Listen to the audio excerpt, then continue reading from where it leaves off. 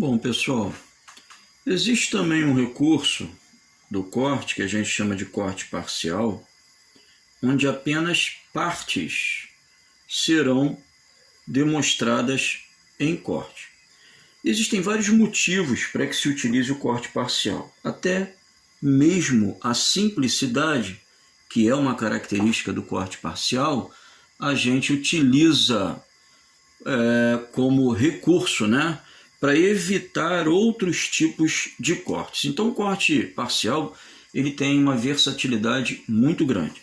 Então, por exemplo, eu tenho lá um conceito de eixo qualquer e eu tenho um rasgo de chaveta plana, chaveta que a gente chama de paralela. Na espiga, eu tenho numa seção intermediária ranhuras.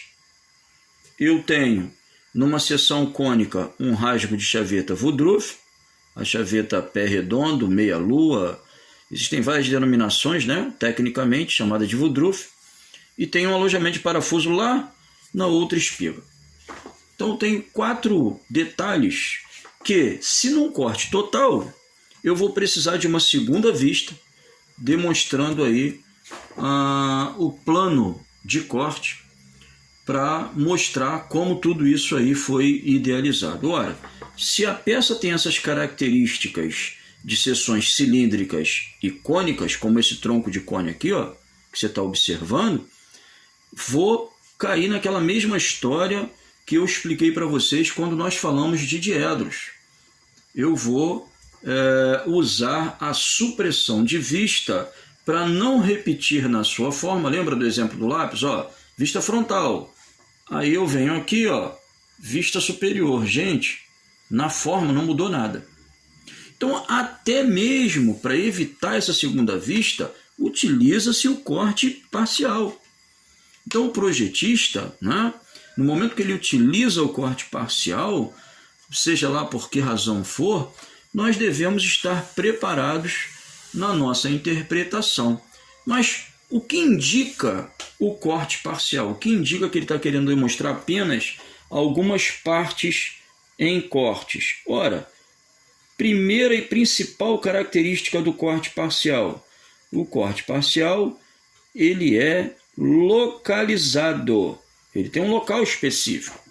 É como se o pitbull fosse lá, mordesse, levasse uma parte, e expusesse algum detalhe interno. Eu não preciso nem de vista em corte, muito menos de plano de corte para o meu corte parcial. A própria vista, nesse caso aqui, a vista frontal, já que ela é a única que está aí, vai demonstrar esse corte parcial. Mas, Tavares, e se eu precisasse em uma dessas ranhuras para informar, seja lá o que for, também um corte parcial? Eu poderia ter mais de um corte parcial na mesma vista? Claro que sim. Poderia até ter 3 cortes parciais, por exemplo, um terceiro, para demonstrar aqui a nossa chaveta Woodruff, a chaveta meia-lua.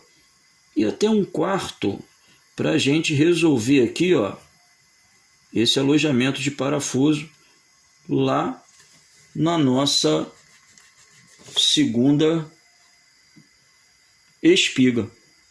Então, nós vamos observar que o corte parcial ele tem uma versatilidade enorme.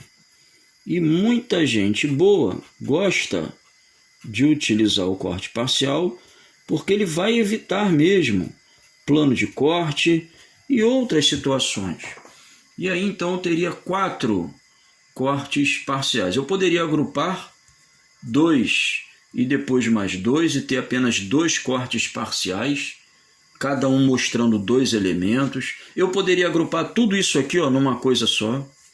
E aí ficar com um corte parcial só, mostrando 4 elementos, mas não importa. Ele é versátil, ele vai permitir que a gente possa trabalhar da melhor maneira e também aquela maneira que ficaria mais próxima, mais fácil da nossa interpretação, para a nossa interpretação. né, para nós os técnicos. Então, quando nós observarmos esse tipo de corte, primeira coisa que a gente vai verificar é que ele é localizado. A segunda, o limite entre superfície, a superfície da peça e a área cortada é feita por uma linha de ruptura. Gente, as linhas de ruptura podem ser onduladas, podem ser quebradas e, de preferência, à mão livre. Até mesmo nos desenhos técnicos